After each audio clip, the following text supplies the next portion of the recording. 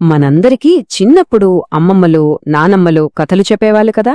అలాంటి ఓ అందమైన పాత తెలుగు జానపద కథను ఈరోజు మనం గుర్తు చేసుకుందాం. ఈ కథలో తరతరాలుగా నిలిచిపోయే ఓ గొప్ప నీతి దాగుంది. పదండి ఆ కథేంటో తెలుసుకుందాం. మనం చేసే పని వెనుక ఉన్న మనస్సు, అదే మనకు వచ్చే ఫలితాన్ని నిర్ణయిస్తుందట. వినడానికి చాలా సింపుల్గా ఉంది కదా.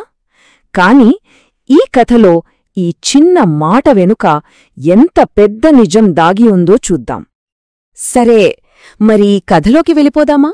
ముందుగా మన కథానాయిక గురించి తెలుసుకుందాం. ఆమె పేరే పెదరాసి పెద్దమ్మ. పెద్దమ్మ అంటే ఏదో పెద్ద ఆస్తిపరురాలు అనుకునేరో? అస్సలు కాదు.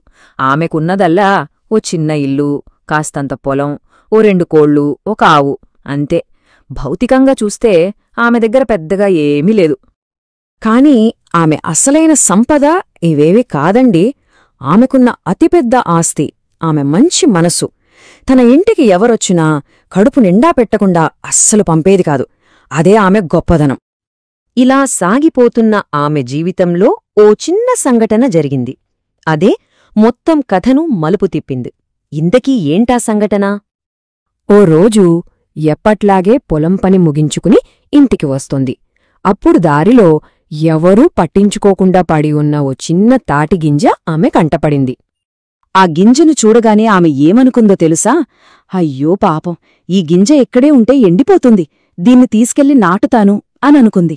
అంతేగాని దీనివల్ల నాకేదో లాభం వస్తుందని ఆమె అస్సలనుకోలేదు. కేవలం ఆ గింజ మీద జాలితోనే ఆ పనిచేసింది. ఇది చాలా ముఖ్యం, గుర్తుపెట్టుకోండి.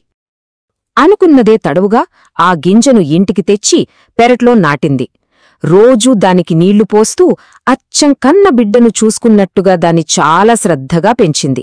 ఆమె చేసిన పనిలో ప్రేమ తప్ప మరో ఉద్దేశం లేదు. అలా ఆమె ప్రేమగా పెంచిన ఆ చెట్టు ఓ అద్భుతాన్నిచ్చింది.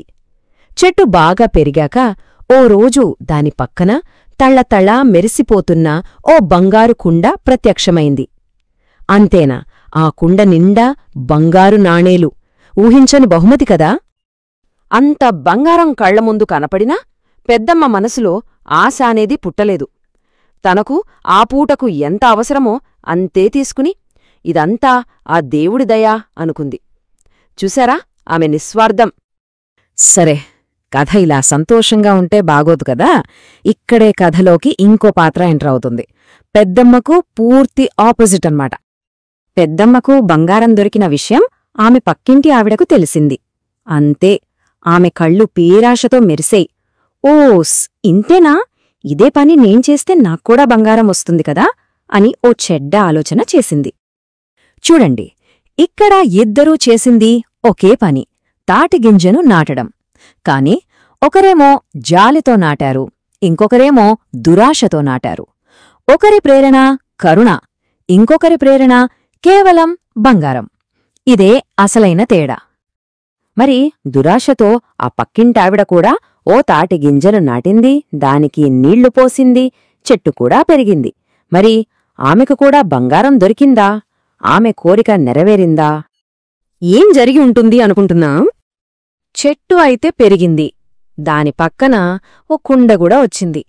కాని అది బంగారు కుండ కాదు, ఓ మామూలు మట్టి కుండ. అది ఖాళీగా ఉంది. ఆమె ఆశలన్నీ గల్లంతయ్యాయి. ఇక చూడాలి ఆమె కోపం. ఆశాభంగమవడంతో ఆ కోపాన్నంతా ఆ మట్టికుండ మీద చూపించి ఒక్క తన్ను తన్నింది. అప్పుడు జరిగింది అసలు కథ. ఆ కుండలోంచి భయంకరంగా తేనెటీగల గుంపొకటి బయటికొచ్చి ఆమెను చుట్టుముట్టి కుట్టేశాయి. ఇప్పుడు అసలు విషయానికొద్దాం.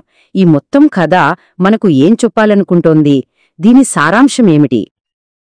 ఆ నొప్పితో ఏడుస్తూ పెద్దమ్మ దగ్గరికి వెళ్ళిందావిడ. నీకు బంగారం వచ్చింది, నాకేమో తేనెటీగలు కుట్టాయి, ఎందుకిలా అని అడిగింది.